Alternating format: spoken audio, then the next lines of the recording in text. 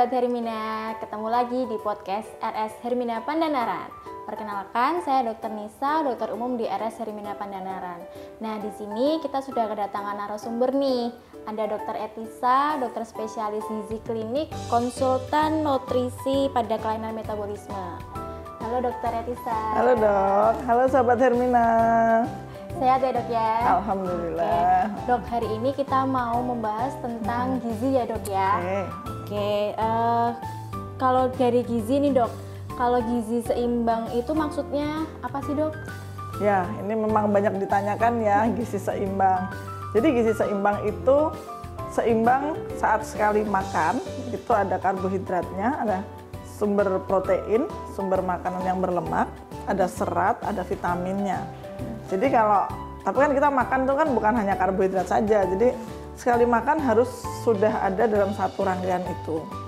Proporsinya tepat gitu, dan ini nggak hanya cuma nasi sama lauk saja, itu kan berarti ada karbohidrat dengan protein dan lemak saja. Nah itu tidak seimbang, gitu dok. Berarti kalau makan gitu kita harus memang yang dari ada sayurnya gitu ya dok, sayur, protein, lemak sama buah-buahan dalam satu kali makan ya dok? Iya, sesuai dengan yang dianjurkan sekarang itu kan ya. Kalau dulu kan kita menyebutnya 4 sehat 5 sempurna. Nah sekarang kan itu pedoman itu sudah tidak terpakai. Jadi kita memakainya dengan piramida gizi seimbang, itu bentuknya seperti begini gitu. Terus ada yang isi piringku. Nah isi piringku itu penggambarannya satu piring yang ukuran sedang ya. Itu nanti separuhnya itu ada sayur dan buah, kemudian seperenamnya itu lauk pauk, sisanya itu baru sumber karbohidrat. Mau nasi boleh, atau kentang, atau ya ini ya bukan nasi dan kentang gitu, atau kemudian umbi-umbian, jagung, kemudian mie, pasta gitu, itu sumber karbohidrat dan itu boleh dikonsumsi. Jadi itu sekali makan harus ada kandungannya itu. Ya, jadi tidak bisa yang tadi cuman nasi sama tempe aja soal enak gitu ya. Nah, itu masih kurang. Berarti kan sayurnya belum ada. Gitu ya. Jadi harus satu kemasan itu komplit. Berarti kalau isi piringku ini tuh nggak berlaku hanya di anak-anak ya dok ya, tapi orang dewasa pun juga patokannya bisa pakai isi piringku ini. Jadi ada masing-masing usia ya gitu, cuman rata-rata kurang lebih hampir sama. Jadi anak pun juga harus komposisinya seperti itu. Cuman memang mungkin kalau anak sayurnya, seratnya itu kan tidak terlalu banyak ya, karena kan kita sendiri kalau makan terlalu banyak sayur kan kembung, perutnya penuh. Nah padahal perutnya anak itu kan juga masih kecil. Nah kalau udah perutnya penuh, dia sudah nggak bisa makan yang lain lagi, padahal kan dia lagi masa pertumbuhan. Jadi proporsinya yang agak bergeser, tapi prinsipnya baik dari umur 2 tahun, ya biasanya kan 2 tahun kemudian sampai lansia itu kurang lebihnya proporsinya sama. Komposisinya ya, proporsinya yang sedikit berbeda. Kalau mungkin anak-anak itu proporsinya yang proteinnya lebih banyak dibandingkan Ya, sayur gitu ya dok? protein dan lemaknya biasanya, tapi itu pun juga dipilih lemak yang baik. Jadi bukan terus, kan ada kalau kita bicara lemak itu kan yang jeroan, yang ada mentega, yang goreng-gorengan yang minyaknya sama hitam. Nah itu tuh bukan lemak yang itu yang dimaksud. Cuman misalnya kayak lemak yang baik seperti dari lemaknya ikan, omega 3 begitu, atau kacang-kacangan, lemak dari alpukat itu kan juga ada lemak yang baiknya. Nah seperti itu yang kita pilih. Dok, berarti kan tadi yang dokter bilang kan kita harus paling nggak 1 kali makan itu ada makanan yang bergizinya ya dok. Nah bagaimana nih setiap dok? makan ya? Setiap makan, setiap makan ya dok. Bagaimana kalau misalkan sekarang itu kan lagi trennya orang-orang tuh kan pada diet ya dok ya. Nah diet itu kan bermacam-macam nih dok. Ada yang orang itu mengurangi karbohidratnya, atau ada yang dietnya yang dia makannya hanya di jam-jam tertentu aja. Ya, Kalau dari dokter Etisa nih dietnya yang seperti apa sih dok yang bagus untuk kita gitu dok? Sebenarnya tidak ada satu jenis diet yang kalau dibilang oh ini bagus, oh ini jelek, itu nggak ada. Prinsipnya diet itu kan mengatur makan ya, bukan tidak makan. Nah, jadi yang penting itu dulu. Dan kemudian tergantung tujuannya. Kalau emang tujuannya biasanya kan yang mau kurus, mau langsing, berarti mau tidak mau harus defisit kalori. Itu mau sekarang kan lagi IF ya, intermittent fasting, atau mau misalnya apa keto diet atau mau Mediterranean diet, apapun itu prinsipnya defisit kalori dulu. Jadi memang harus dihitung kebutuhan satu harinya kan berapa itu. Nah kemudian baru terus kita sesuaikan usianya, aktivitasnya seberapa, terus jenis kelaminnya. Itu pasti akan berbeda yang usia anak-anak dengan usia dewasa. Usia lansia itu juga pasti akan berbeda. Oleh karena itu kan perlu makanya datang konsultasi gitu ya. Kita pastikan, kita hitung dulu, kemudian sesuai dengan kebutuhannya seberapa, karbohidratnya berapa, protein berapa gitu. Jadi individual. Prinsipnya kadang gini, si A pakai diet ini cocok loh, dicobakan ke diri sendiri, enggak, karena malah mahnya kumat lah gitu. Jadi memang masing-masing memang kadang ada yang trial and error dulu ya, dicoba, oh ini nggak cocok, ini cocok. Nah intinya tadi defisit kalori dan konsisten.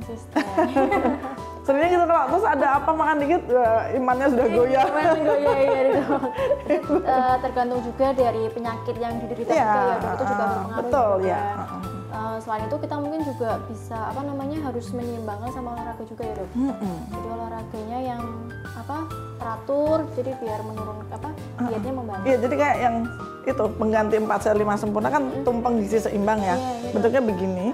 Itu tuh nanti bawah sendiri tuh gambarnya adalah aktivitas fisik. Nah, itu menjelaskan bahwa sebagai dasar kita bisa sehat, bisa berkarya, itu adalah kita harus aktif, jangan mager kalau bahasa anak sekarang ya, duduk aja, itu tuh enggak, karena gambarnya memang aktivitas fisik, tidak harus yang lari, sepeda begitu kalau nggak bisa, tapi setidaknya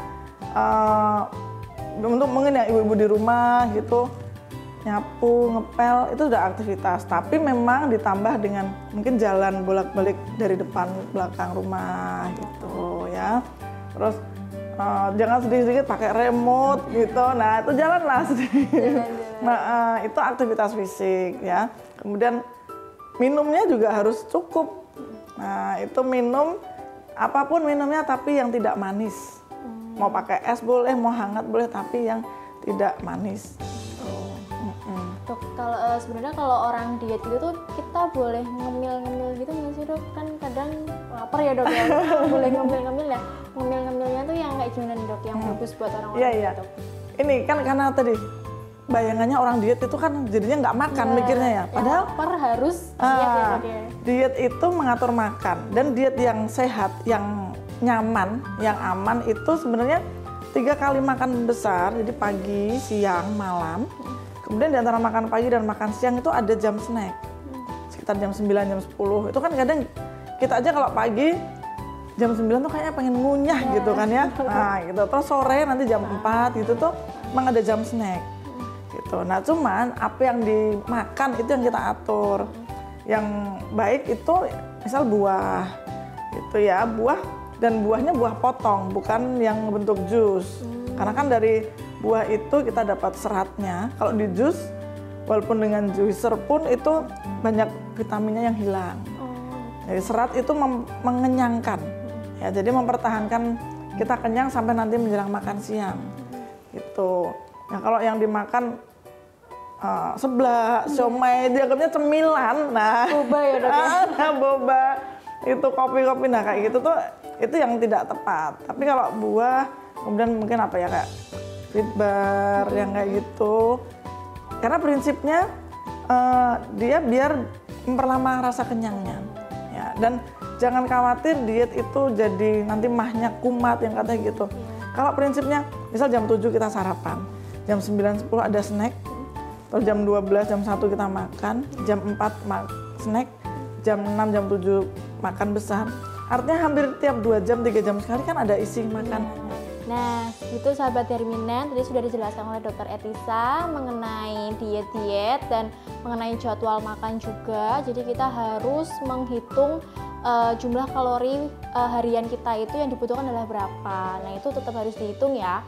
Jadi jangan langsung asal-asal diet tapi tidak mengetahui tentang teorinya. Nah, kita sebelum melakukan diet kita bisa menghitung nih jumlah lemak yang di tubuh kita itu berapa, kadar airnya itu berapa dengan BIA atau bioimpedance analisis. Jadi kita hitung dulu berapa kebutuhan tubuh kita, lalu nanti dokter Etisa akan menghitung jadwal makan kita nih baiknya bagaimana gitu ya.